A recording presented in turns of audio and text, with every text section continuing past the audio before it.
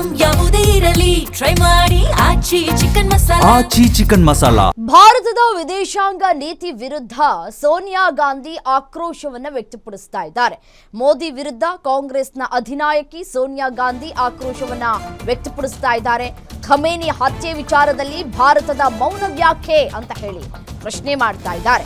ಭಾರತ ಮೌನವಾಗುವ ಮೂಲಕ ತಾನು ತಟಸ್ಥ ಅಂತ ಹೇಳ್ತಾ ಇದೆಯಾ ಅನ್ನುವಂತಹ ಪ್ರಶ್ನೆ ಕೂಡ ಮಾಡ್ತಾ ಇದ್ದಾರೆ. ಭಾರತದ ಮೌನ ಸೂಕ್ತ ರೀತಿಯ ವಿದೇಶಾಂಗ ನೀತಿ ಅಲ್ಲ ಅಂತ ಸೋನಿಯಾ ಹೇಳ್ತಾ ಇದ್ದಾರೆ. ಭಾರತದ ವಿದೇಶಾಂಗ ನೀತಿ ಕುರಿತಾಗಿ ಸಂಶಯವನ್ನ ವ್ಯಕ್ತಪಡಿಸ್ತಾ ಇದ್ದಾರೆ ಸೋನಿಯಾ ಗಾಂಧಿ ಅವರು. ಸದ್ಯಕ್ಕೆ ಕೇಂದ್ರ ಯಾವುದೇ ರೀತಿಯಾದಂತಹ ಹೇಳಿಕೆಯನ್ನ ಕೊಡೋದಕ್ಕೆ ಮುಂದಾಗ್ತಾ ಇಲ್ಲ. ಯಾಕೆ ಅನ್ನುವಂತಹ ಪ್ರಶ್ನೆಯನ್ನ ಕೂಡ ಮಾಡ್ತಾ ಇದ್ದಾರೆ. ಮೋದಿ ವಿರುದ್ಧ ಕಾಂಗ್ರೆಸ್ನ ಅಧಿನಾಯಕಿ ಸೋನಿಯಾ ಗಾಂಧಿ ತಮ್ಮ ಆಕ್ರೋಶವನ್ನ ವ್ಯಕ್ತಪಡಿಸ್ತಾ ಇದ್ದಾರೆ. ಖಮೇನಿ ಹತ್ಯೆಯಾಗಿದೆ. ಹತ್ಯೆಯಾದಂತಹ ವಿಚಾರಕ್ಕೆ ಯಾಕೆ ಭಾರತ ಮೌನವನ್ನ ವಹಿಸ್ತಾ ಇದೆ? ಭಾರತ ಮೌನವಾಗುವಂತಹ ಮುಖಾಂತರ ತಾನು ತಟಸ್ಥ ನೀತಿಯನ್ನ ಅನುಸರಿಸ್ತಾ ಇದೆಯಾ ಅನ್ನುವಂತಹ ಪ್ರಶ್ನೆಯನ್ನ ಕೂಡ ಮಾಡ್ತಾ ಇದ್ದಾರೆ. ಮತ್ತೆ ಭಾರತದ ಮೌನ ಸೂಕ್ತ ರೀತಿಯ ವಿದೇಶಾಂಗ ನೀತಿ ಅಲ್ಲ ಅನ್ನುವಂತಹ ವಿಚಾರವನ್ನು ಕೂಡ ಅವರು ಇಲ್ಲಿ ಉಲ್ಲೇಖವನ್ನ ಮಾಡಿ ತಮ್ಮ ಆಕ್ರೋಶವನ್ನ ವ್ಯಕ್ತಪಡಿಸ್ತಾ ಇದ್ದಾರೆ. ಭಾರತದ ವಿದೇಶಾಂಗ ನೀತಿ ಕುರಿತಾಗಿ ಸಂಶಯವನ್ನ ವ್ಯಕ್ತಪಡಿಸ್ತಾ ಇದ್ದಾರೆ ಸೋನಿಯಾ ಗಾಂಧಿ.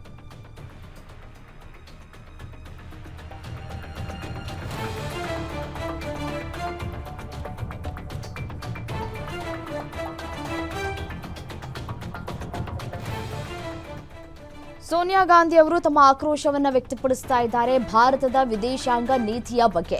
ಮೋದಿ ವಿರುದ್ಧ ಕಾಂಗ್ರೆಸ್ನ ಅಧಿನಾಯಕಿ ಸೋನಿಯಾ ಗಾಂಧಿ ಆಕ್ರೋಶವನ್ನ ವ್ಯಕ್ತಪಡಿಸ್ತಾ ಇದ್ದಾರೆ. ಖಮೇನಿ ಹತ್ಯೆಯಾಗಿದೆ.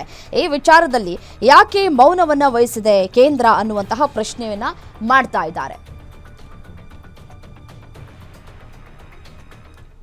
ಇದೇ ವಿಚಾರಕ್ಕೆ ಸಂಬಂಧಪಟ್ಟಂತೆ ಮತ್ತಷ್ಟು ಡೀಟೇಲ್ಸ್ ಕೊಡ್ತಾ ಹೋಗ್ತಾರೆ ಡಿಜಿಟಲ್ ಎಡಿಟರ್ ದಿಲೀಪ್ ನೇರ ಸಂಪರ್ಕದಲ್ಲಿ ಜಾಯಿನ್ ಆಗಿದ್ದಾರೆ. ದಿಲೀಪ್, ಖಮೇನಿ ಹತ್ಯೆ ವಿಚಾರಕ್ಕೆ ಸಂಬಂಧಪಟ್ಟಂತೆ ಭಾರತ ಮೌನ ಆಗಿದೆ ಯಾಕೆ ಅನ್ನುವಂತಹ ಪ್ರಶ್ನೆಯನ್ನ ಮಾಡ್ತಾ ಇದ್ದಾರೆ ಸೋನಿಯಾ ಗಾಂಧಿ.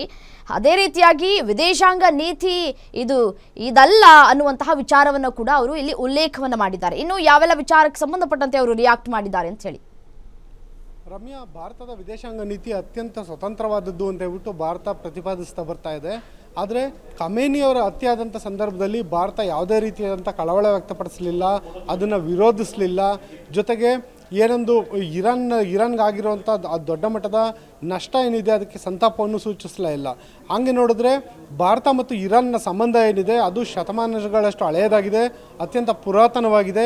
ನಾಗರಿಕತೆಗಳ ಕಾಲದಿಂದನೂ ಭಾರತ ಮತ್ತು ಇರಾನ್ ಮಧ್ಯೆ ವ್ಯಾಪಾರ ಮತ್ತು ಎಲ್ಲ ರೀತಿಯ ಸಾಂಸ್ಕೃತಿಕ ಸಂಬಂಧಗಳಿದ್ದಾವೆ. ಆಗಿದ್ರೂ ಕೂಡ ಭಾರತ ಯಾಕೆ ಮಾತಾಡ್ತಿಲ್ಲ ಇರಾನ್ ವಿಚಾರವಾಗಿ?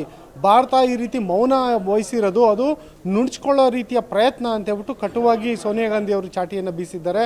ಜೊತೆಗೆ ಏನೊಂದು ಈ ರೀತಿ ಯಾವುದೇ ಒಂದು ರಾಷ್ಟ್ರದ ಜೊತೆ ಮತ್ತೊಂದು ರಾಷ್ಟ್ರ ಮಾತುಕತೆ ನಡೆಸ್ತಿರೋಂಥ ಸಂದರ್ಭದಲ್ಲಿ ಅಮೆರಿಕ ಮತ್ತು ಇಸ್ರೇಲ್ ಮಾತುಕತೆ ನಡೆಸ್ತಾ ಇತ್ತು ಇನ್ನು ಇರಾನ್ ಜೊತೆಗೆ.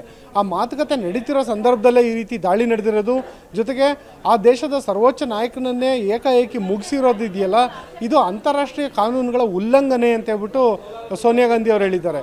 ಈ ರೀತಿಯ ಅಂತಾರಾಷ್ಟ್ರೀಯ ಕಾನೂನುಗಳ ಉಲ್ಲಂಘನೆ ಆದಂಥ ಸಂದರ್ಭದಲ್ಲಿ ವಿಶ್ವದ ಅತ್ಯಂತ ದೊಡ್ಡ ಪ್ರಜಾಪ್ರಭುತ್ವ ದೇಶ ಅಂತ ಹೇಳ್ಕೊತೀವಿ ನಾವು ಭಾರತ. ಆದರೆ ನಾವು ಯಾಕೆ ಅದ್ರ ಬಗ್ಗೆ ಧ್ವನಿ ಎತ್ತುತ್ತಿಲ್ಲ? ಒಂದು ದೇಶದ ಸರ್ವೋಚ್ಚ ನಾಯಕನನ್ನೇ ಹೊಡೆದಾಕಿದ್ರು ಕೂಡ ನಾವು ಯಾಕೆ ಮಾತಾಡ್ತಿಲ್ಲ? ಜೊತೆಗೆ ಇರಾನ್ ಮೇಲೆ ಏನೊಂದು ಇಸ್ರೇಲ್ ಯುದ್ಧವನ್ನು ಘೋಷಣೆ ಮಾಡೋದಕ್ಕಿಂತ ಮೊದಲು ಕೆಲವೇ ಗಂಟೆಗಳ ಮುಂಚೆ ಪ್ರಧಾನಿ ಮೋದಿ ಅವರು ಇಸ್ರೇಲ್ಗೆ ಹೋಗಿ ಬೆಂಜಮಿನ್ ನೆತನ್ಯಾಹು ಅವ್ರನ್ನ ಭೇಟಿ ಮಾಡಿ ಭಾರತಕ್ಕೆ ವಾಪಸ್ಸಾಗಿದ್ದರು. ಮತ್ತು ಬೆಂಜಮಿನ್ ನೆತನ್ಯಾಹು ಅವ್ರನ್ನ ತಬ್ಕೊಂಡು ನನಗೆ ಅವರು ಸೋದರನಿಗಿಂತ ದೊಡ್ಡವರು ಅಂತ ಹೇಳ್ಕೊಂಡಿದ್ರು.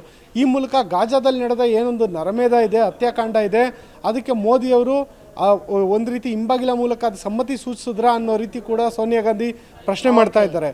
ನರೇಂದ್ರ ಮೋದಿ ಅವರು ಈ ರೀತಿಯಾದಂಥ ನಿಲುವನ್ನು ಕೈಗೊಂಡಿರೋದು ಸರಿಯಲ್ಲ, ಭಾರತದ ವಿದೇಶಾಂಗ ನೀತಿ ಸ್ವತಂತ್ರವಾಗಿರಬೇಕು ಅನ್ನೋದು ಸೋನಿಯಾ ಗಾಂಧಿಯವರ ಒಂದು ಆಶಯ ಆಗಿದೆ. Ramya, okay, thank you. Detail